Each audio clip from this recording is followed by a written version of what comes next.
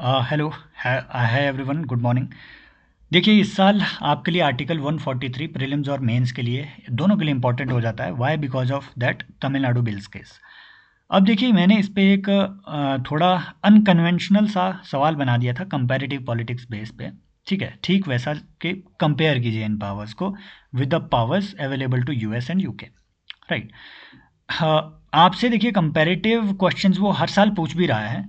जैसे इस साल इन्होंने पूछ लिया था कि इंडिया के जो आर्टिकल 72 के तहत प्रेसिडेंट के पास पार्डनिंग पावर है, वो यूएस के प्रीएम्प्टिव पार्डन से कैसे डिफरेंट है, क्या इंडिया में ऐसी कोई पावर है या नहीं है। तो कंपैरेटिव सवाल वो पूछ रहे हैं। मैंने थोड़ा अनकन्वेंशनल सवाल यहाँ पे ये बनाया हुआ था जिन्हें हम अभी यहाँ देखेंगे। ठीक है। सवाल ये था कि unlike India's supreme court, courts in US and UK cannot issue advisory opinions. Examine the historical and constitutional reasons behind this divergence. देखिए, तो ये आपसे क्या पूछ रहा है पहले तो कि भैया इंडिया और यूएस के सुप्रीम कोर्ट, जैसे इंडिया के सुप्रीम कोर्ट के पास एडवाइजरी ओपिनियन देने की पावर है, यूएस यूके के सुप्रीम कोर्ट के पास नहीं है। तो वहां कौन सा मैकेनिज्म है, क्या आपके पास ये अंडरस्टैंडिंग है? Number one. नंबर दो, कि अगर वहां ऐसा कोई मैकेनिज्म नहीं है तो उसके कॉन्स्टिट्यूशनल रीजन क्या है और उसके हिस्टोरिकल रीजंस क्या है। हमें इन्हीं चीज़ों के यहाँ डिस्कस करना है। ठीक है। एक देखिए, ये कैंडिडेट का है ना कॉपी भी है, तो वो इसे कॉम्प्रीहेंड अच्छे से नहीं कर पाए थे। राइट। एक ये अगेन ये मेरी अपनी कॉपी है। ठीक है। लेकिन इसमें भी ठीक है डिस्कस करने की कोशिश की।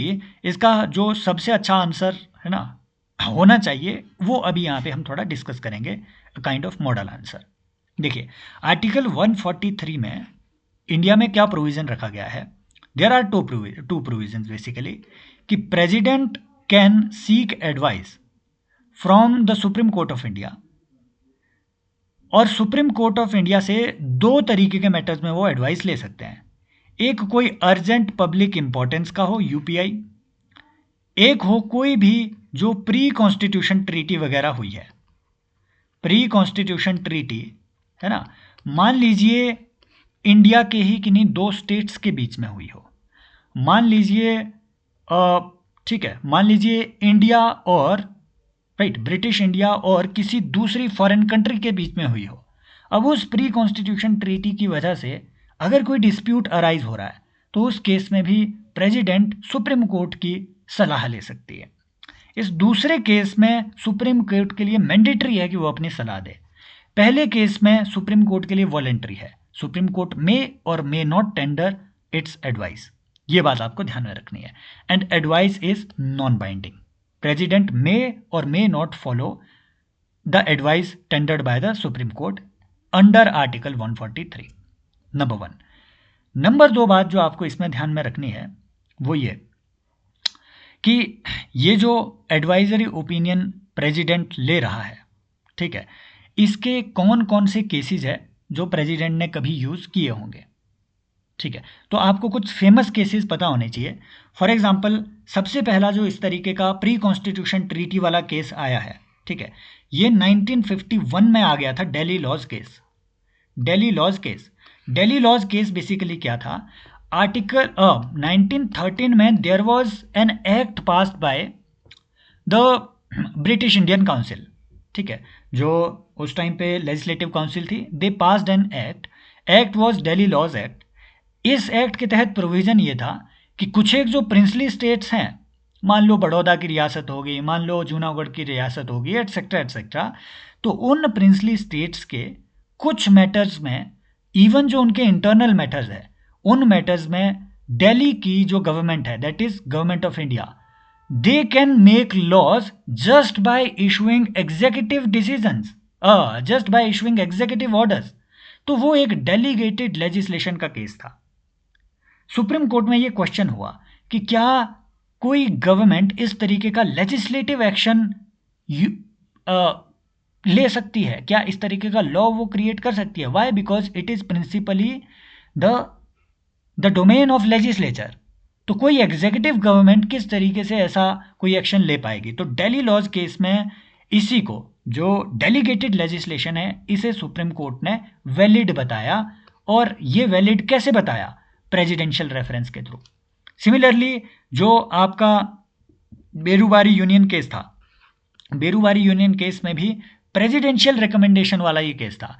प्रेसिडेंट ने सुप्रीम कोर्ट से पूछा कि क्या हम अपनी बाउंड्री को सेटल करने के लिए अपना कोई एनक्लेव पाकिस्तान को दे सकते हैं, बैरोबारी यूनियन वाला एनक्लेव हमने देना है, क्या इसके लिए हमें कॉन्स्टिट्यूशन में अमेंडमेंट करना पड़ेगा?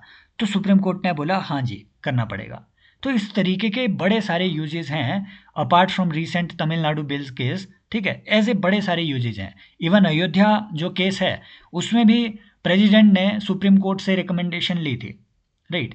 1993 में प्रेसिडेंट ने सुप्रीम कोर्ट से पूछा कि जो अयोध्या के लिए एक हमने एक्ट बनाया हुआ है, acquisition of lands around Ayodhya act, अलग से एक एक्ट बना था जिसके तहत 68 एकड़ की लैंड अयोध्या में, है ना, विवादित ढांचे के चारों तरफ 68 एकड़ की लैंड वो एक्वायर कर ली थी सेंट्रल गवर्नमेंट ने। तो इसके बारे में सुप्रीम कोर्ट से एडवाइजरी ओपिनियन प्रेसिडेंट ने पूछा था कि क्या आपको लगता है कि अयोध्या में विवादित ढांचे के नीचे कोई मंदिर है, क्या आपको लगता है? तो supreme court said that no, we can not say it, we can not advise you in this matter, why? Because we don't know. इसके लिए आपको एक्सकेवेशन करवाना पड़ेगा या फिर हमारे अंडर जुडिशियल इंक्वायरी आपको लानी पड़ेगी, पहले हम इंक्वायरी करेंगे उसके बाद हम एडवाइज कर सकते हैं। तो ऐसी भी एडवाइजरी ओपिनियन सीख किया था।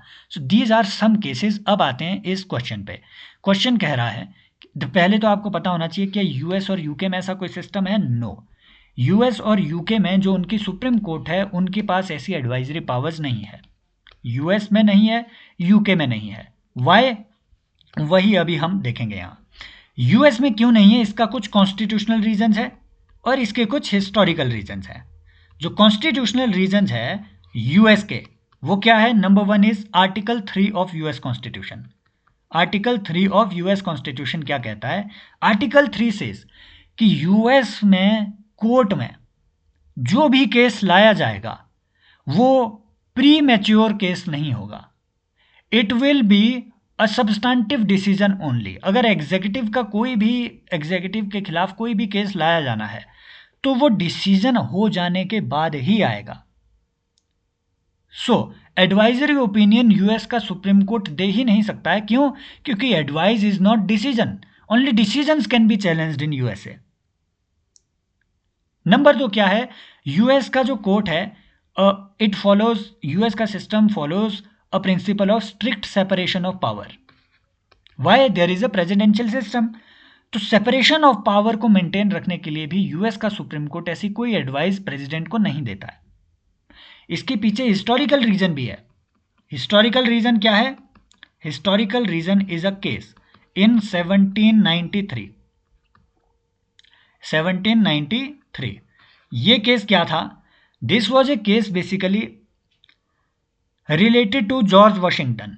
George Washington asked the US Supreme Court कि हमारी जो ट्रीटियां हुई है फ्रांस के साथ यूएस की ट्रीटी हुई थी 1780s में, है ना। 2 ट्रीटियां हुई थी मेनली। एक ट्रीटी रिकॉग्नाइज करती थी यूएस को एज ए स्टेट, दूसरी ट्रीटी, है ना, यूएस को as a security partner recognise करती थी और इनके कुछ ऑब्लिगेशंस थे, कुछ ट्रेड के ऑब्लिगेशन थे, कुछ कॉमर्स के ऑब्लिगेशन थे। तो सुप्रीम कोर्ट से पूछा गया, जॉर्ज वॉशिंगटन ने पूछा 1793 में कि अब जो है फ्रांस में रेवोल्यूशन हो गई है, फ्रेंच रेवोल्यूशन 1789 के बाद से अब जब नई सरकार वहां बनी है तो क्या हम पे पुरानी सरकार में या पुराने सिस्टम के रेवोल्यूशन से पहले की गई ट्रीटीज हम पे बाइंडिंग होगी या नहीं होगी? US Supreme court refused. US Supreme Court denied the opinion. Why? Because US Supreme Court said, we follow the model of separation of power, hence we can't advise you. This is historical reason. Similar are the reasons in UK. UK follows a model of parliamentary sovereignty. Parliamentary sovereignty means parliament is sovereign.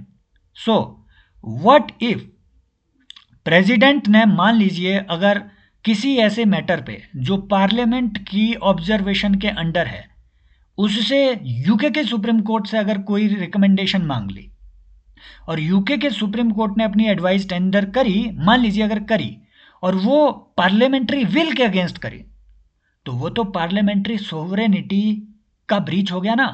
UK में parliament is sovereign, India में people are sovereign. UK में parliament can do anything and judiciary can not review parliamentary actions in UK. Judiciary can review executive actions but not parliamentary actions. वो law बना दे कि सारे लोगों को मार दो तो वो ऐसा लॉ पास कर भी सकते हैं, है ना। पार्लियामेंट इतनी स्ट्रांग है, वहां कोई जुडिशियल रिव्यू नहीं है पार्लियामेंट्री एक्शन पे। दिस इज वाई यूके के सुप्रीम कोर्ट किसी भी तरीके का ऐसा एडवाइस नहीं देती है, ठीक है, मोनार्क को नहीं देती है। Why? Monarch is a part of parliament, yes, and UK का जो सुप्रीम कोर्ट है it is subordinate. Why? Because parliament is sovereign, so how can they tender the advice at equivalency? So there is the crisis of principle as well, number one. Number two issue जो है वहां पे historical reason है। वो क्या? UK में already एक institution है प्रीवी काउंसिल के, आपने इसके बारे में मॉडर्न हिस्ट्री में पढ़ा होगा। प्रीवी काउंसिल के, प्रीवी काउंसिल में मेनली कौन लोग हैं होते हैं? कुछ लोग ज्यूरिस्ट होते हैं, कुछ मेंबर्स इसके ज्यूरिस्ट होते हैं, कुछ मेंबर, और मेनली इसमें जो मेंबर्स होते हैं वो यूके के house of Lord, upper house से आते हैं। हाउस ऑफ लॉर्ड के जो मेंबर्स होते हैं वो प्रीवी काउंसिल में आते हैं। ये प्रीवी काउंसिल का काम ही होता है यूके के मोनार्क को लीगल मैटर्स में एडवाइस करना। So historically already privy council existed there as an alternative advisory mechanism. This is why in UK also there is no such provision as article 143 in India. I hope ये जो question है ये आपको clear हुआ होगा, और इस तरीके का अगर कंपैरेटिव क्वेश्चन आपको फ्यूचर में कभी आए तो आप उसका आंसर लिख पाएंगे। Thank you so much. अगर आपको ऐसा ही कंटेंट, देखिए इंटरेस्टिंग वे में अगर आपको मेंस की तैयारी करनी है, you can join this mains enrichment programme. अभी 30 दिसंबर तक हम डेली आंसर राइटिंग कर रहे हैं, डेली उसका इवेल्युएशन भी होता है। कुछ ही लोग इसमें जुड़े हुए हैं, सो लाइव 1-on-1 इवेल्युएशन होता है, नंबर 1। लेकिन इसमें आपको पूरा कंटेंट भी मिलेगा, और प्रीलिम्स क्वालिफाई होने के बाद से, है ना, फिर से आंसर राइटिंग, क्योंकि दिसंबर के बाद से लोगों ने प्रीलिम्स की तैयारी करनी है, तो आंसर राइटिंग यहाँ पे तब तक डेली, है ना, जो मॉर्निंग की आंसर राइटिंग होती है वो हॉल्ट कर दी जाएगी 30 दिसंबर के बाद से, 31 दिसंबर के बाद से। उसके बाद प्रीलिम्स के बाद से सेम आंसर राइटिंग फिर से शुरू होगी, राइट। और ये आपका प्रीलिम्स के बाद भी सब्सक्रिप्शन चलेगी। So you can join this course as well. Thank you so much, take care, bye bye, as always, love you all.